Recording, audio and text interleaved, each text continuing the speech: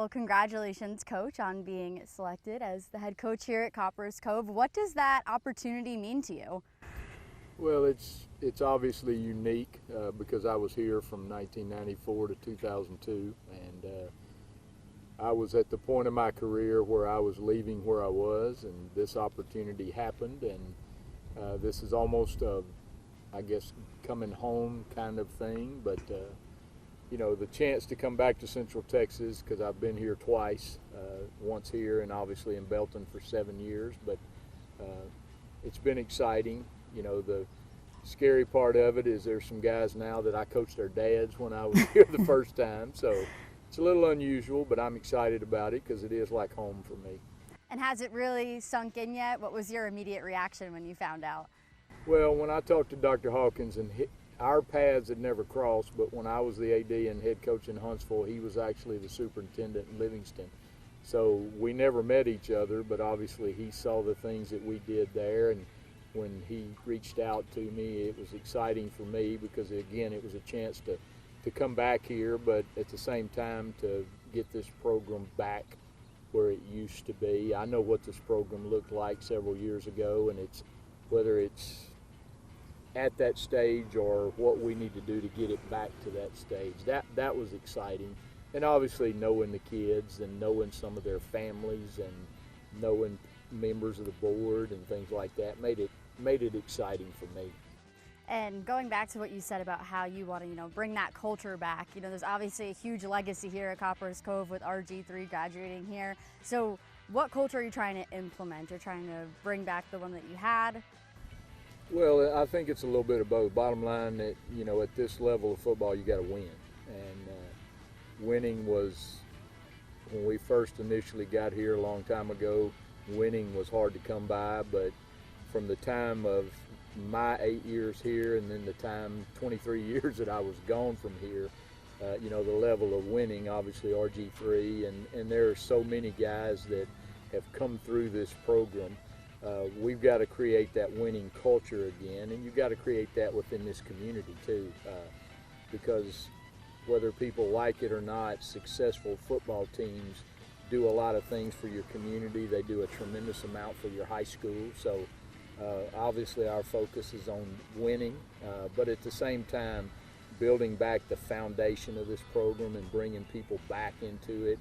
I've hired 7 or 8 guys that either played here or coached here at some point, so they understand what it's supposed to look like. Now we've got to get the community involved, and obviously we've got to win, because winning solves a lot of problems.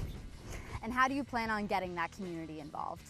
Well, the biggest thing is as you go through, a lot of the people that were a part of it in some form or fashion, some of them have moved on, some of them have retired, but there are still a lot of those people that will come sit in these stands on Friday nights, and we've got to put a product on the field, number one, that they're proud of, number two, that is successful in the critical situations, and that means obviously winning games, but doing the other things, bringing back a lot of the history of this program. You mentioned RG3, but there are a lot of guys that I've talked to that either played during the time I was here or have played in between there that want to come back and want to be a part of this. So we've got to create that welcoming environment for them, but at the same time, we still got to win games. And how are you going to win those games? I mean, it all starts now. I know it's approaching soon, so what plans do you have moving into the season? Well, we just finished up strength and conditioning today. We'll give them the week of the 4th off, and then when we come back, at that point it's time to get ready for the season. It's time to do all the stuff that hopefully will be done, hiring coaches, getting structure in place.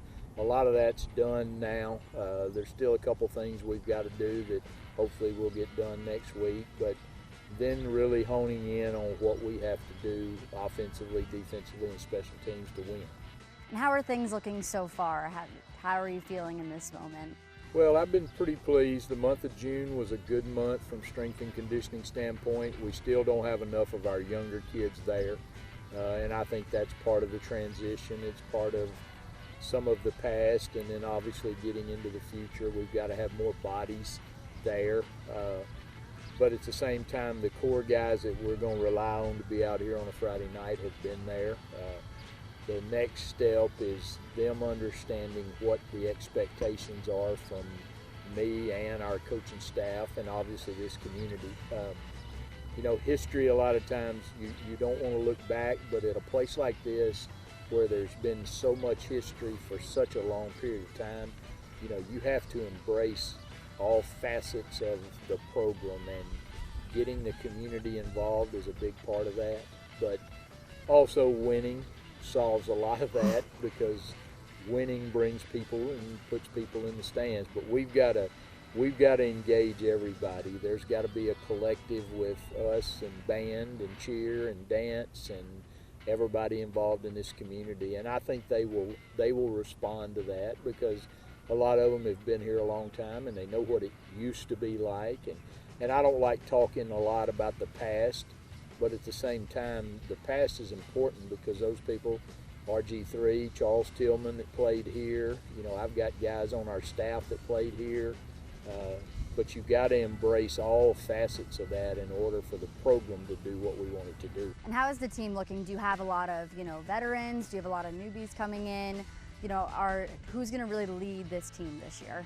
Well, I think it's a little bit unique. The sophomore class that will be juniors was probably, from what I was told, were one of the most talented groups that have come through here in a while, and I can understand that now. We've got a sophomore receiver that's already got Division I offers, but I think our seniors, it's a group of about 37 guys, which sounds good, but we've got to get to a point where we've got 40 to 45, 50 seniors. But I think there's a good group of a mix of younger and older that I think will do the things. I think they're very talented.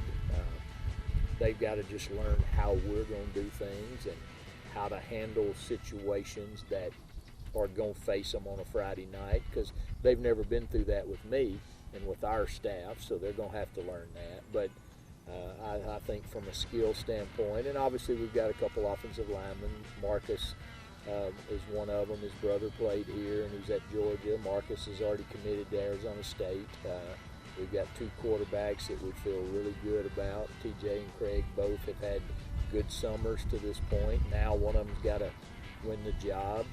KJ Ziegler, our running back, probably was one of the most consistent backs in this district last year, and he's one of the guys, you know, I coached his dad here, so it's been unique, the relationship with him, because obviously, you know, his dad was a player for us here, and his dad and I have a great relationship. So, you know, we're going to rely heavily on those guys, but some of these young guys are going to help us too.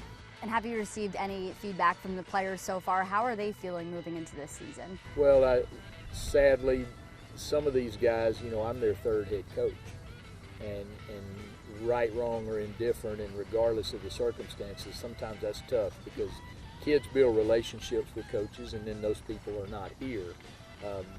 So I've tried really hard. I told them, especially the seniors, I said, guys, you got to trust me, and you don't know me. But I said, go ask your parents or your grandparents or people that knew me when I was here before, because I'm the same guy I was 23 years ago.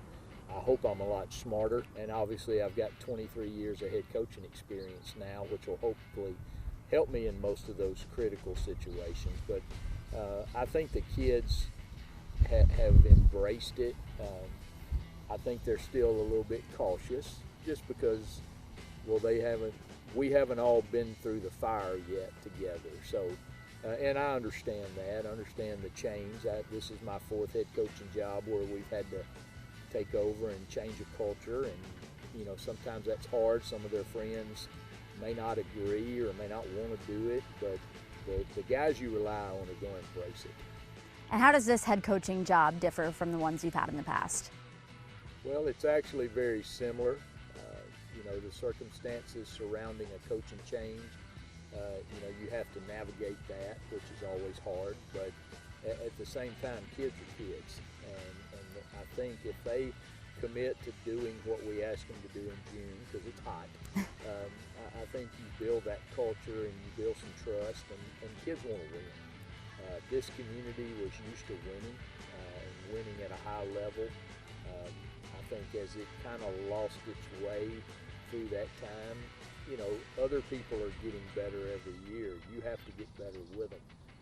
So I think that's the biggest thing is embracing what needs to be brought back, but at the same time understanding it's 2025. Football's different than it was 20 years ago, but at the same time having that relationship with kids is a priority, and obviously with a lot of their parents knowing what I was a part of before here, I think helps you. I think it helps that number one, I coach some of them, so it's a lot easier to, you know, I told our running back, I said, you better be right because I'll call your daddy. And but at the same time, I think this job is a little bit more unique because of the relationship that I've had with a lot of people here.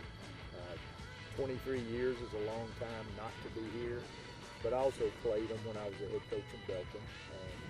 Some of those guys that played in those games are actually on our staff now. So I think that's the biggest thing, is trying to pull back together the past and embrace the future at the same time.